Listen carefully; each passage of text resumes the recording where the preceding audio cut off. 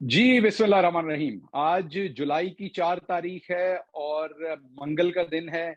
पाकिस्तान के अंदर आज एक इम्पॉर्टेंट दिन है। इमरान खान साहब आज 15 केसेस के अंदर जो इस्लामाबाद हाई कोर्ट है, उस समेत बहुत सारी अदालतों के अंदर पेश हो रहे हैं और तैयारी पूरी है कि आज उन्हें गिरफ्तार किया जाए।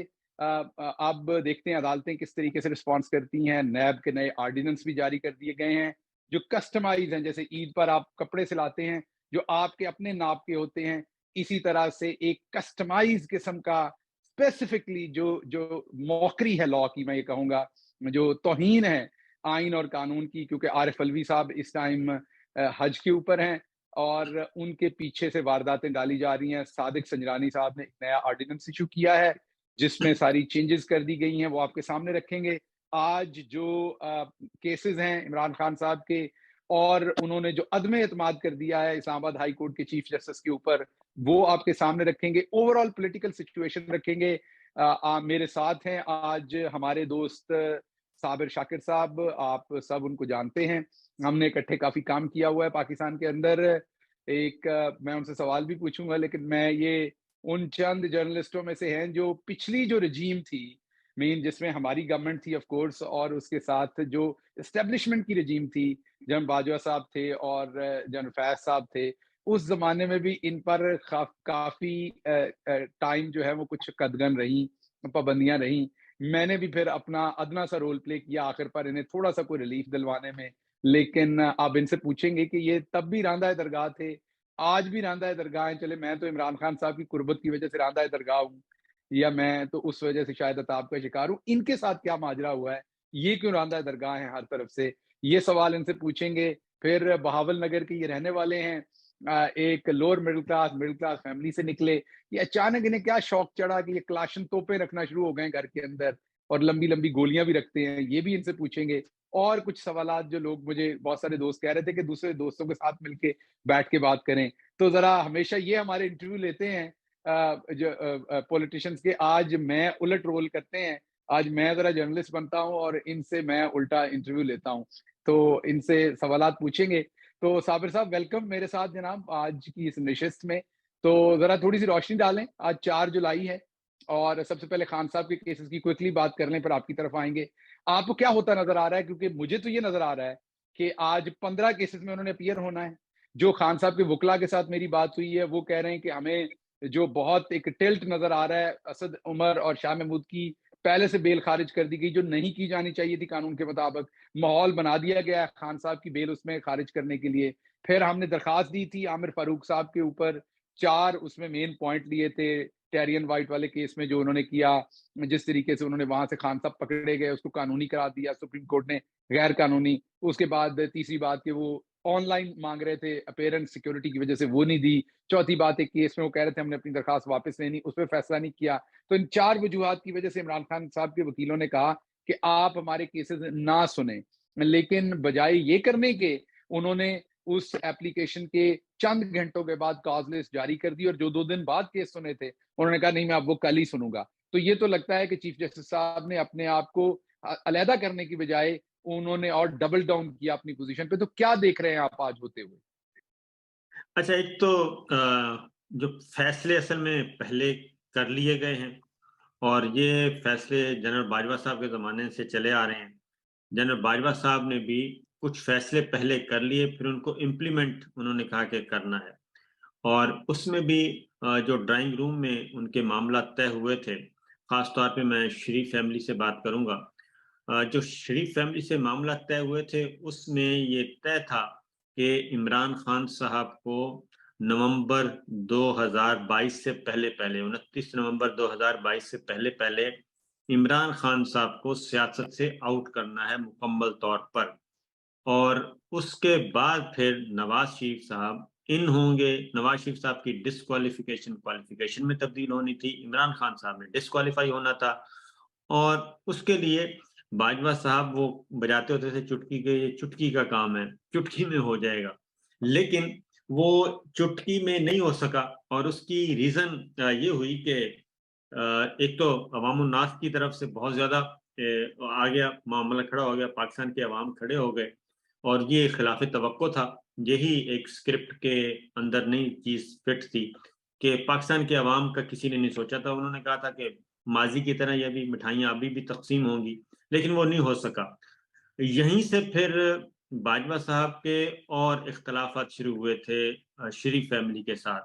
پھر مریم صاحبہ کے لب و لہجے میں تلخیاں آ گئیں، جاوید لطیف صاحب کے بھی لہجے میں تلخی آئی، اور اس کا بنیادی مقصد یہی تھا کہ کیونکہ پھر باجوہ صاحب نے ایکسٹینشن بھی لینی تھی اسی کے بدلے میں. باجوہ صاحب کو ایکسٹینشن ملنا تھی. شہباز شریف صاحب نے، خواجہ آصف صاحب نے اور ملک احمد خان صاحب نے کمٹمنٹ کی ہوئی تھی کہ ہم آپ کو کنٹینیو کروائیں گے، اور اسی لیے پھر وہ یہاں نواز شریف صاحب کے پاس آ کے منت سماجت بھی کرتے رہے، بیٹھے بھی رہے، سب کچھ کرتے رہے لندن میں.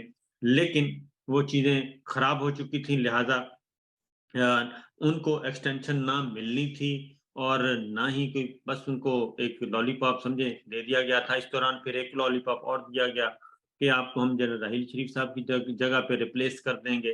اس طرح کے وہ پنگ پونگ کھیل چلتا رہا، لیکن عمران خان صاحب کو وہ آؤٹ نہیں کر سکے، اور اس کے بعد نہ ہی وہ نواز شریف صاحب کو ان کروا سکے. اس کی وجہ بنیادی جو ہرڈل تھی نواز شریف صاحب کی واپسی کی، وطن واپسی کی، اس میں جوڈیشری ہرڈل تھی.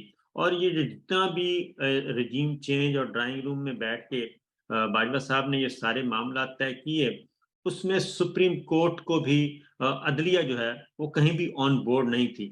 تو ان کا خیال تھا ٹیکن ایز گرانٹیڈ والا کہ جب ہم فیصلہ کر لیں گے تو جوڈیشری بھی ہماری ہاں میں ہاں ملائے گی، اور جوڈیشری بھی وہی کرے گی جو ہم چاہ رہے ہیں. لیکن جوڈیشری کی طرف سے بھی انہوں نے بھی اپنے کندھے دینے سے انکار کر دیا، اور کیونکہ وہ ہیلتھ گراؤنڈز پہ گئے تھے اور بعد میں پتہ چلا کہ وہ ہیلتھ گراؤنڈ بھی صحیح نہیں تھی، اور وہ میڈیکل سرٹیفکیٹس اور پلیٹلیٹس یہ سارا معاملہ. تو جوڈیشری نے، یہ فرسٹ ٹائم ہوا ہے کہ کوئی رجیم چینج ہوا ہے تو جوڈیشری آن بورڈ نہیں تھی، اور بعد میں بھی وہ آن بورڈ ہونے سے آج تک انکاری ہے. اس کا خمیازہ ہم دیکھ رہے ہیں. پھر باجوہ صاحب نے شاہد میتلا صاحب کو بتا بھی دیا کہ جناب میں تو کرنا چاہ رہا تھا، لیکن یہ جوڈیشری نے سارا پلان خراب کیا ہے. تو 63A کا خاص طور پہ ذکر کیا، پھر جسٹس اعجاز الاحسن صاحب کا، پھر جسٹس منیب اختر صاحب کا ذکر کیا، چیف جسٹس صاحب کا ذکر کیا، ثاقب نثار صاحب کا ذکر کیا کہ ان لوگوں نے معاملات خراب کیے. اور جسٹس منیب، جسٹس اعجاز الاحسن صاحب کے خاص طور پہ ان کا ذکر کیا انٹرویو میں. یہ انٹرویو آ چکا ہے شاہد میتلا صاحب کا. اس میں یہ سارے کا سارا انہوں نے انڈائریکٹلی وہ میسج تھا مریم صاحبہ کو اور نواز شریف صاحب کو کہ دیکھیں میں نے تو جو آپ کے ساتھ چیزیں طے کی تھی میں تو اس پہ قائم تھا، لیکن یہ ججز جو ہیں یہ جوڈیشری نہیں مانی، اور جوڈیشری کی طرف. اور اس کے بعد دیکھا آپ نے اس انٹرویو کے بعد پھر انہی آنریبل ججز کو پھر ٹارگٹ کیا پی ایم ایل این نے. جسٹس اعجاز الاحسن صاحب کو کیا، جسٹس منیب اختر صاحب کو کیا، جسٹس نقوی صاحب کو کیا، اور پھر چیف جسٹس صاحب کو کیا. پھر اور پھیلتا پھیلتا اور اس کی زد میں 8 ججز آ گئے، 8 اور 9 ججز، اور پھر لاہور ہائی کورٹ کے چیف جسٹس بھی اس کی زد میں آ گئے. تو یہ ایک گیم پلان سارے کا سارا موجود تھا. تو جوڈیشری ابھی بھی آن بورڈ نہیں ہے، اور اسی لیے اب سارے کا سارا جو غصہ ہے وہ نکال رہے ہیں عدلیہ پہ، اور پھر رولز اینڈ پروسیجر چینج کیے گئے، چیف جسٹس کے اختیارات پہ قدغن لگانے کی کوشش کی گئی. یہ میں بیک گراؤنڈ اس لیے بتا رہا ہوں کہ ایک پاکستان کے عوام وہ انہوں نے رجیم چینج کو ایکسیپٹ نہیں کیا، دوسرا سپریم کورٹ، اعلیٰ عدلیہ، ہائی کورٹ اور سپریم کورٹ جو ہے وہ آن بورڈ نہیں تھی، اور وہ آن بورڈ ابھی بھی نہیں ہے. اس لیے انہوں نے پھر وہ جو 5 سال کی ختم کروانے کے لیے ڈسکوالیفیکیشن کے لیے پھر قانون بنایا اور قانون منظور کروایا. اب جہانگیر ترین صاحب، نواز شریف صاحب کی وہ ہڈل تو ختم ہو گئی لائف ٹائم والی 5 سال، وہ آپ کوالیفائی کرتے ہیں. لیکن اب پھر دوبارہ مسئلہ ہے کہ وہ جو سزائیں ہیں وہ تو جوڈیشری میں ہی آنی ہے، ہائی کورٹس میں آنی ہے اور سپریم کورٹ میں آنی ہے. اب وہ ایک ہرڈل بنی ہوئی ہے کہ پھر وہی ہے کہ نواز شریف صاحب کو پاک صاف کرنا ہے، اور ان کو کیونکہ ان کی خواہش اور ان کی فرمائش اور ان کا حکم یہ ہے کہ میں پاکستان میں جب لینڈ کروں تو میں انوسنٹ ایک لیڈر کے طور پہ آؤں، اور ماضی کی طرح جیسے ایک شاہی طیارہ ان کو مل گیا تھا نہیں اسی طریقے سے میں معاف کیجیے گا، یہی خواہش ہے کہ ساتھ یہ بھی خواہش ہے کہ اس ٹائم عمران خان اسی جیل کے اندر ہو جس میں بند تھا، اور ان کی اہلیہ اسی جیل کے اندر ہو جہاں پہ مریم صفدر کو باجوہ صاحب نے بند کیا تھا. وہ یہ بھی خواہش ہے یا بس اتنی ہی خواہش ہے؟ نہیں، یہ خواہش تو یہ تو میں ٹویٹ کر چکا ہوں گل صاحب. یہ تو میں آج سے 2-3 مہینے پہلے آپ کو میں بتا بھی دوں گا، ٹویٹ کر چکا ہوں. میرے ٹائم لائن میں پڑا ہے کہ یہ مجھے نیب کے ہی دوستوں نے بتایا تھا کہ وہ بہت زیادہ پریشر میں تھے. اور پریشر یہ تھا کہ خاص طور پہ آفتاب سلطان صاحب کے جانے کے بعد، کیونکہ آفتاب سلطان صاحب اسی لیے وہ ریزائن کیا. ریزائن کر گئے تھے. انہوں نے انہوں نے وہ بتا کے گئے تھے، وہ ریزائن کر ہاں کے انہوں نے اس بڑا کے کلیئر بعد بتا گیا تھا کہ میرے پہ پریشر کلیئرلی بتا کے گئے تھے کہ میں یہ کام نہیں کر سکتا. اور جب نئے چیئرمین آئے تو مجھے بتا دیا نیب کے دوستوں نے کہ ہم پہ شدید ترین پریشر ہے، اور پریشر یہ ہے کہ بشرا بی بی کو بھی گرفتار کرنا ہے اور عمران خان صاحب کو بھی گرفتار کرنا ہے، اور ان کو وہیں رکھنا ہے جہاں پہ نواز شریف صاحب اور مریم صاحبہ تھیں، اور اچھا وہیں پہ صابر ان کو صاحب